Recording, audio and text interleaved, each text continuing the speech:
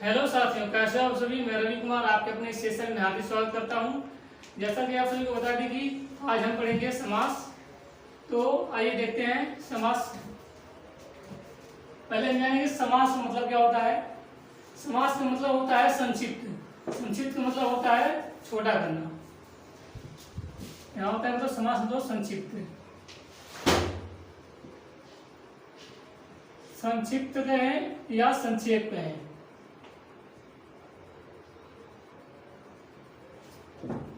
तो आज हम पढ़ेंगे अव्ययीभाव समास। अव्ययीभाव समास की पहचान किस तरह से करते हैं तो देखते हैं। ट्रिक लेकर आए हैं। अव्ययीभाव समास की पहचान करना।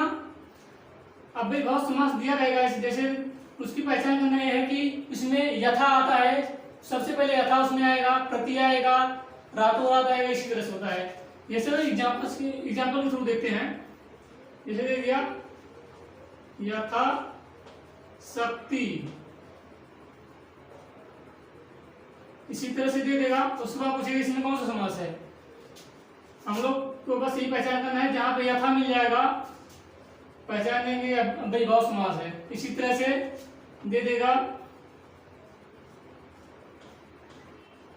प्रतिदिन, जहां पे प्रति यथा ये सब मिलता है वहां पे अव्ययीभाव समास होता है। उसके बाद आता है तत्पुरुष समास। तत्पुरुष समास में इसमें देखो लिखे हैं पहले से ही कारक, कर्म से अधिकरण कारक तक। इसके मतलब 8 होते हैं, 8 कारक होते हैं जिसमें से कारक हमको मिलेगा। जिस तरह से दे देता है राजपुत्र, राजपुत्र।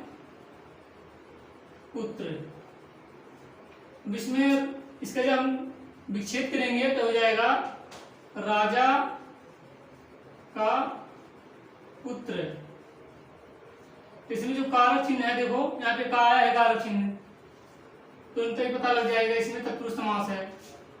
इसी तरह से और एक एग्जाम्पल देखते हैं।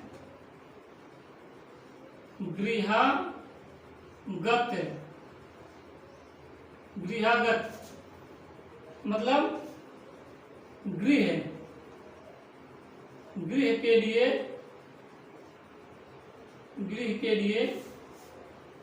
आगत है। इसमें भी देखो के लिए यहाँ पे आकार चिन्ह आया है। जहां पे कारक चिन्ह मिले वहां पे होता है तत्पुरुष समास। अब आते हैं कर्मधारय समास पे। इसमें ये विशेषण और विशेष कर्म हो। कर्म का मतलब होता है जैसे कर्म को धारण करने वाला। जैसे एग्जाम्पल देते हैं, जैसे हो गया नील गाय। इसमें देखो विशेषण मतलब किसी चीज की विशेषता बताना। इसमें कैसे बोल रहा है कि मतलब नील गाय, गाय कैसी है, नीला है। तो इसमें गाय कैसी है, नीला है। तो इसमें मतलब विशेषण बता रहा है इसका। कर्म को धारण किया है, कर्म इसमें मतलब धारण किया नीला। गाय किस तरह की है, नीला, उसमें बता रहा है। इसी तरह से हो जाता है चरण कमल। चरण किसके समान होता है, कमल के समान बता रहा है, चरण कमल। इसमें भी देखो कमल को चरण मतलब चरण को कमल के समान बताया जा रहा है। इसमें भी कर्म को धारण किया है। इस तरह से हम पहचान कर लेंगे इसमें कर्मधारय समास है। अब आते हैं हम द्विगु समास में। द्विगु समास को पहचानने का सबसे मतलब आसान तरीका है, इसका जो पहला पद होता है ना वो संख्यावाची होता है, संख्यावाचक होता है। जिस तरह से दे देता है त्रिभुज,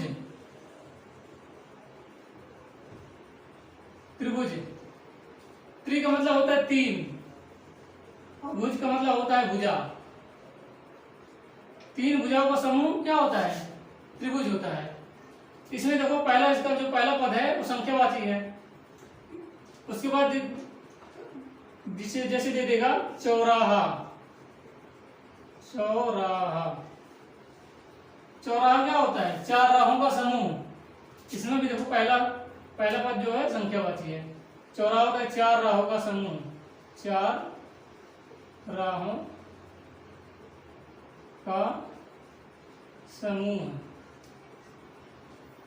इसी तरह त्रिभुज हो गया और खष्टभुज हो गया, ये सब इसी तरह से आता है।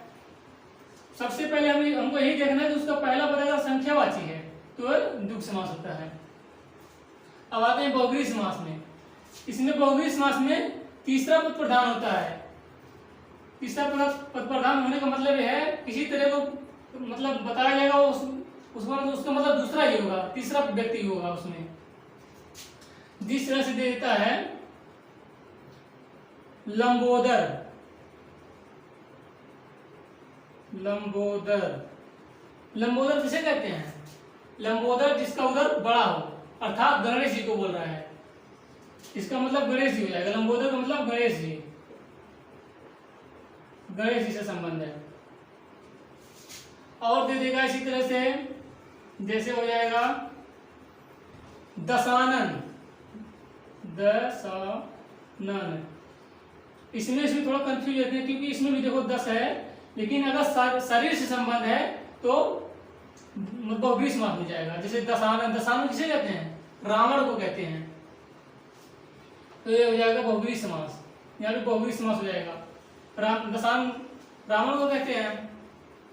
और भी देख सकते हैं जिस तरह से हो गया, क्या हो गया, जैसे हो गया